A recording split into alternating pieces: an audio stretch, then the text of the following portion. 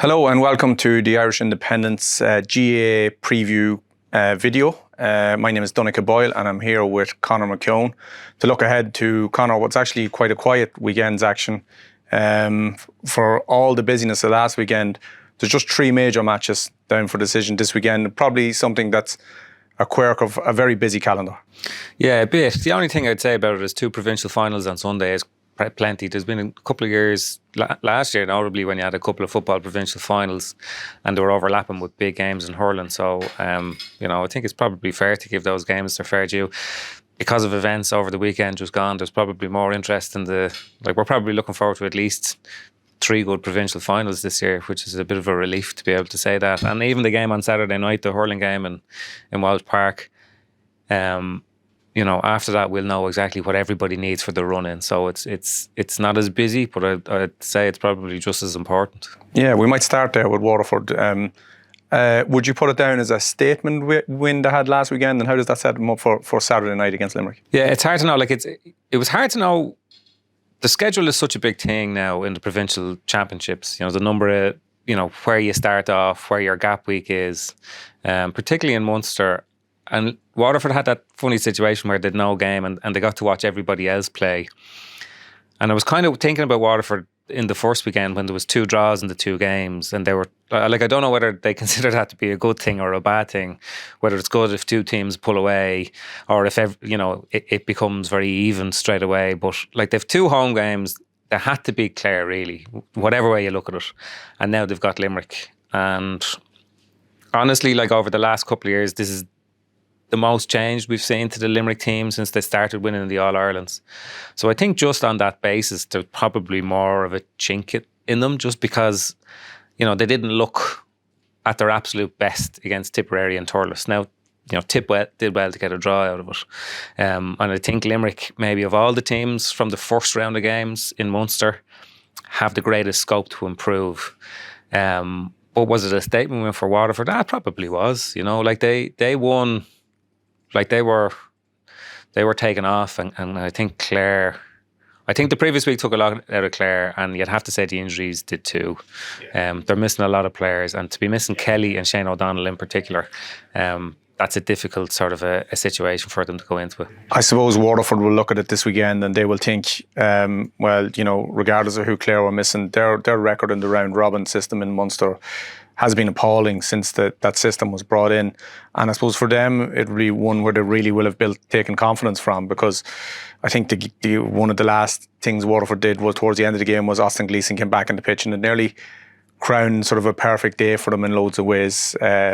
So they will be coming into this with a pep and step. Yeah, they will, and they're they're very strong up the middle, and Stephen Bennett. Remember Davy Fitzgerald last year kind of outlining the extent to which Stephen Bennett's injuries, were going to basically certainly hampering him training, and eventually we're going to sort of take him out of the equation. And to see him in this kind of form is it's great, because he's an old school proper inside forward. We're seeing a lot of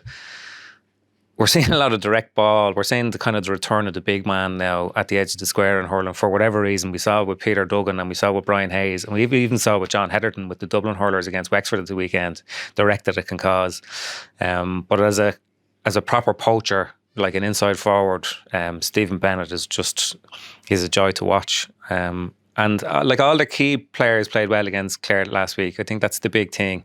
It's been a while since they got them all back into the pitch. To have Tig de Burke there, it's just so kind of reassuring. So you could be more certain about the Waterford team in some ways than you can about Limerick, because you're looking at Limerick saying, okay, is Will O'Donoghue the answer to number 6? Kyle Hayes at centre forward, it kind of worked. Nicky Quaid, what an amazing comeback that was after 5 months. And again, his puck outs were good, but surely after 5 months you're inhibited in some way, and maybe that doesn't make a big difference for a goalkeeper.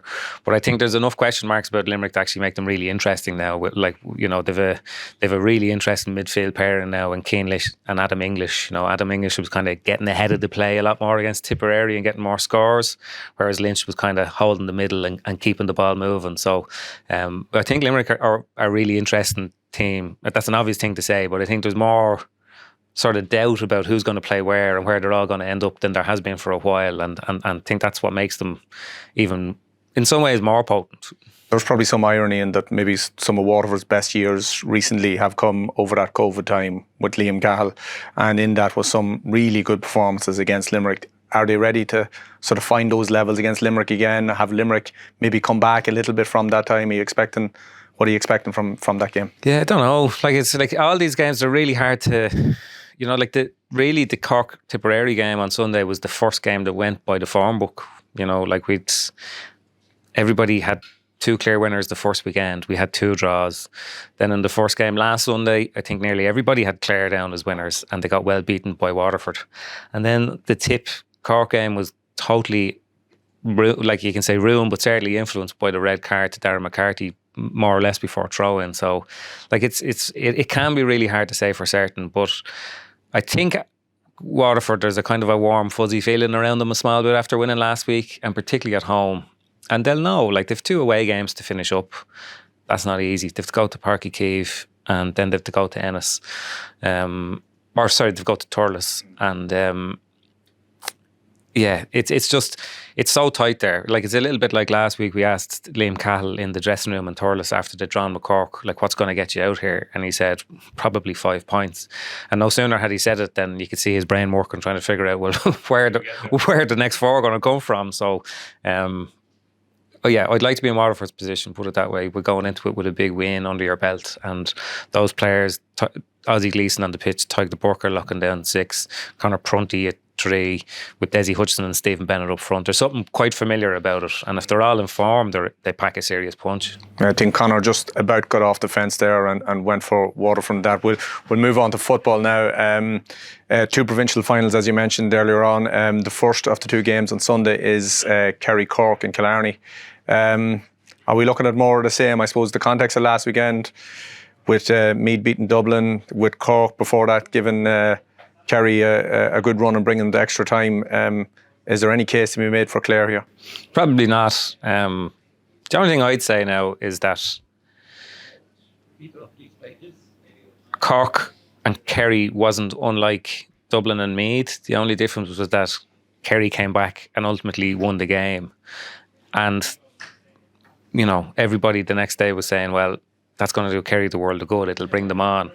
Whereas what we're saying now is that Dublin are dead and buried because they weren't good enough to beat Meath. And there was fine margins, really fine margins in the 2 games.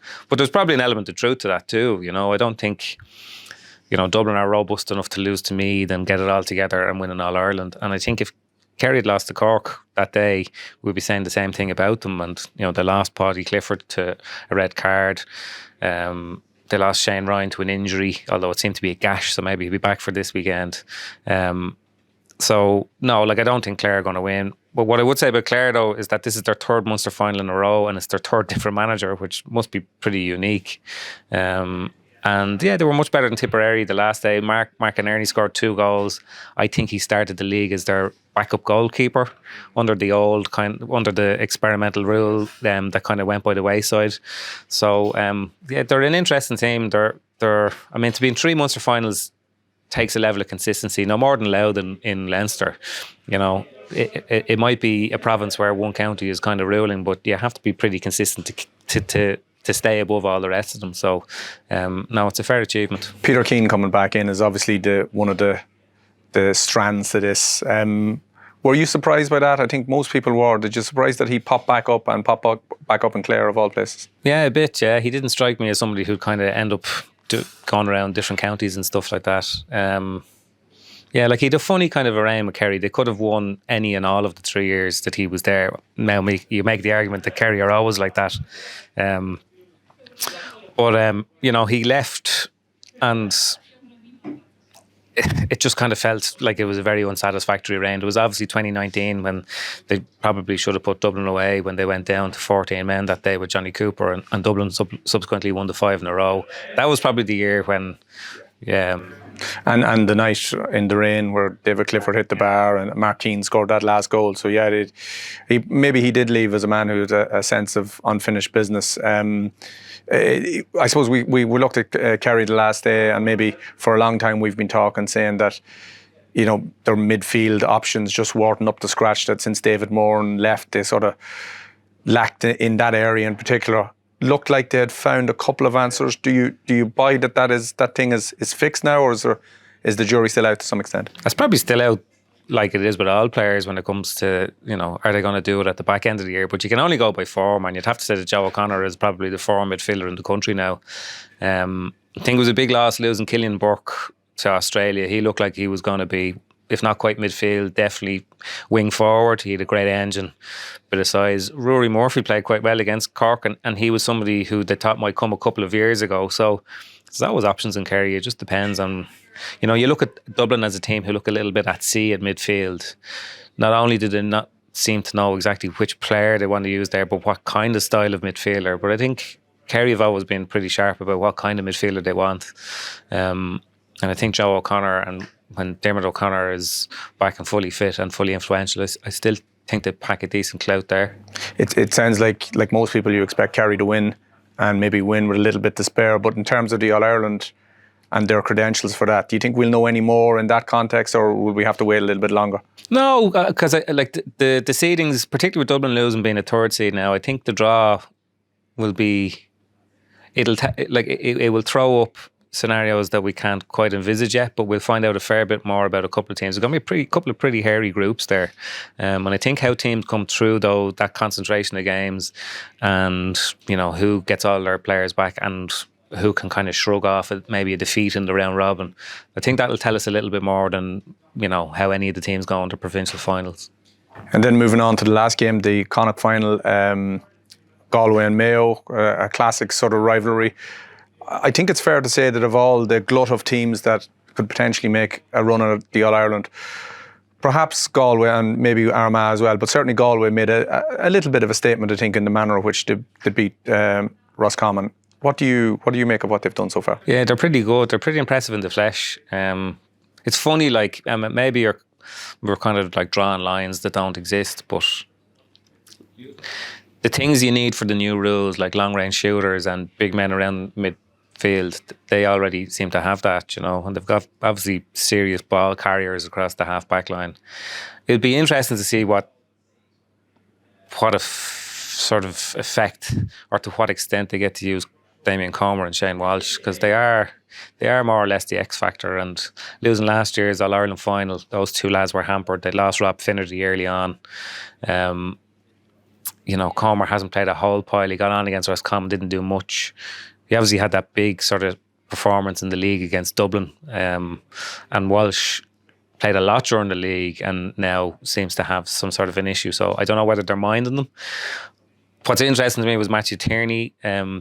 I think started the inside forward line against Roscommon. He played there for a good while against New York as well, over in Gaelic Park, and got a couple of goals. So that seems to be something that they're looking at in the absence of the two lads just currently. But I think if Galway have all their players and everybody's fully fit, I think they're as good as the team that are out there. It's funny, we look at Galway and we'd say that they are shaping up nicely for a tilt at the All-Ireland. Probably on the basis of the Sligo game, we'd say that Mayo have an awful lot of questions to answer. Yet and all, no one would be surprised if Mayo turned Galway over this weekend, just given the nature of the rivalry. I don't think anyone expects this to be anyway one-sided. No, probably not. But again, you can only go on form, and I don't think Mayo looked wonderful against Leitrim even the last day either. And in terms of, they're a team that can run up a score and kind of share the burden, but you tend to find in the biggest games that Ryan O'Donoghue has to do a lot of the heavy lifting up there. I just don't think you can make. It's far easier to make a case for Galway. You could put it for that, and you have to accept what you're saying about the vagaries of this rivalry, and they both kind of get sucked into it and all the rest of it. But to my mind, I think just Galway are just a better team. How many are in the All-Ireland race for you? We were only a couple of weeks in, and it's kind of a tricky question. And a few weeks ago, we were probably talking about the most open All-Ireland race in years.